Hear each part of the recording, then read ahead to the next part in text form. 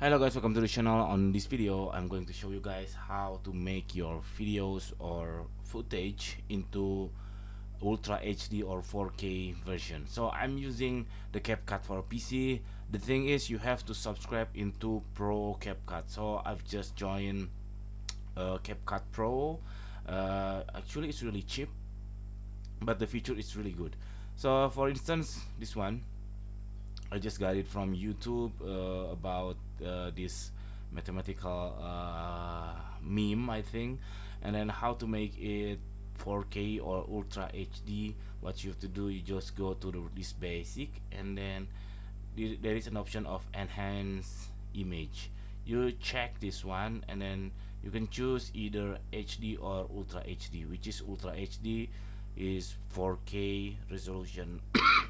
So when I I'm sorry, when I click HD, it will be processing into HD, and when I click Ultra HD, it will be already processing into the Ultra HD. So let's see now. The image really smooth since it's Ultra HD resolution.